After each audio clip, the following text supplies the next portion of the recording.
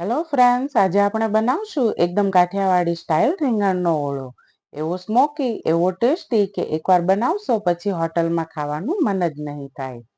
પણ મોટાભાગના લોકો એક એવી ભૂલ કરે છે જેના કારણે ઓળામાં સ્મોકી ટેસ્ટ જ નથી આવતો.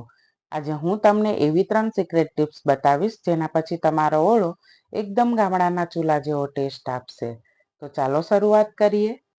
સૌથી પહેલા લઈશું મોટું અને તાજું રીંગણ. રીંગણ જેટલું ભારે અને ચમકદાર હશે એટલો જ ઓળો ટેસ્ટી બનશે. સાથે લઈશું ડુંગળી, ટામેટા, ઘણું બધું લસણ, લીલા મરચા, ધાણા, તેલ સાથે થોડા બેઝિક મસાલા. આટલી જ સામગ્રીમાં એકદમ મજેદાર ઓળો બનીને તૈયાર થઈ જશે. હવે સૌપ્રથમ રીંગણના ડીટીયાને થોડા કટ કરી લઈશું. ત્યારબાદ વચ્ચેથી કટ કરી ચેક કરી લઈશું કે રીંગણ બગડેલા તો નથી ને. તેમજ રીંગણ શેકતી વખતે કટ મૂકવું ખૂબ જ જરૂરી છે અને કટ મૂકવાથી સ્મોકી ટેસ્ટ અંદર સુધી જશે. હવે આવશે સૌથી મહત્વનો સ્ટેપ. રીંગણને સીધા ગેસની આંચ પર શેકી લઈશું. ધીમે ધીમે તેને ફેરવતા રહીશું. ઉતાવળ બિલકુલ નથી કરવાની. રીંગણને ધીમી આંચ પર જ શેકવાનું છે, એટલે અંદર સુધી સરખું ચડી જશે અને સ્મોકી ફ્લેવર પણ સરસ આવશે. જ્યારે આખું રીંગણ સારી રીતે શેકાઈ જાય ત્યારબાદ તેને ઢાંકીને 5 મિનિટ માટે મૂકી દઈશું. આમ કરવાથી છાલ ખૂબ જ સરળતાથી નીકળી જશે. 5 મિનિટ જેવું થઈ ગયું છે. હવે શેકેલા રીંગણની છાલ ઉતારી લઈએ. અંદરથી માવો એકદમ નરમ થઈ ગયો છે. હવે એને હળવેથી મેશ કરી લઈએ. ચાકુની મદદથી બહુ બારીક કાપવાની જરૂર નથી. થોડો સ્ટ્રક્ચર રહેશે તો ઓળો ખૂબ જ ટેસ્ટી લાગશે. ત્યારબાદ હવે એક કડાઈમાં તેલ ગરમ કરી લઈએ. તેલ ગરમ થઈ જાય એટલે રાઈ, જીરું, લીમડી પત્તા અને હિંગ એડ કરી વઘાર કરી લઈશું. ત્યારબાદ તેમાં ઘણું બધું લસણ ઉમેરીશું. લસણની ઓળામાં ખૂબ જ સરસ સ્મેલ આવશે. ત્યારબાદ લીલા મરચાની સ્લાઇસ અને આદુની પેસ્ટ એડ કરી 1 મિનિટ માટે સાતળી લઈશું.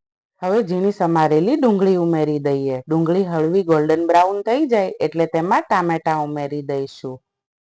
ટામેટું ઉમેર્યા બાદ બેઝિક મસાલામાં સ્વાદ અનુસાર મીઠું, અડધી ચમચી હળદર, 1 ચમચી ધાણા જીરું પાવડર અને 1 ચમચી લસણવાળી ચટણી ઉમેરી દઈશું. ત્યારબાદ તેને ડુંગળી ટામેટા સાથે બરાબર રીતે મિક્સ કરી મસાલાને સારી રીતે શેકી લઈશું. મસાલાને શેકતી વખતે ઉતાવળ બિલકુલ નથી કરવાની. ડુંગળી ટામેટાના મિશ્રણમાંથી તેલ છૂટું પડે ત્યાં સુધી તેને કૂક થવા દઈશું. તો જોડો રેસ્ટોરન્ટ જેવો ટેસ્ટી બનીને તૈયાર થશે. હવે તૈયાર મસાલામાં રીંગણનો માવો ઉમેરી દઈશું. ધીમે ધીમે મિક્સ કરતા જઈશું. હવે 2 મિનિટ માટે ધીમી આંચ પર તેને ચડવા દઈશું. ઓળો ચડી જાય એટલે છેલ્લે ગેસ બંધ કર્યા પછી જ લીલા ધાણા ઉમેરીશું, એટલે તાજી સુગંધ જળવાઈ રહેશે.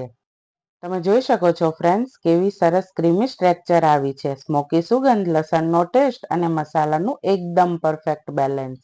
આવો ઓળો જો ગરમમાં ગરમ બાજરાના રોટલા સાથે ખાશો તો સાચી કાઠિયાવાડી મજા આવી જશે. તેમજ આજની આ રેસીપી જો તમને પસંદ આવી હોય તો વિડીયોને એક લાઈક જરૂરથી કરજો. અને હજુ સુધી જો તમે ખુશીસ કિચનને સબસ્ક્રાઇબ નથી કર્યું તો સૌપ્રથમ મારી ચેનલને સબસ્ક્રાઇબ કરી લો અને બાજુમાં આપેલ બેલ આઇકન જરૂરથી પ્રેસ કરી દેજો, જેથી મારા આવા નવા વિડીયોની નોટિફિકેશન સૌથી પહેલા તમને મળતી રહે. અને કોમેન્ટમાં જરૂરથી જણાવજો તમને ઓળો શેની સાથે ખાવો ગમે છે, બાજરીના રોટલા સાથે કે ગરમ ગરમ ફુલકા સાથે. ફરી મળીશું એક નવી ગુજરાતી રેસીપી સાથે. જય શ્રી કૃષ્ણ.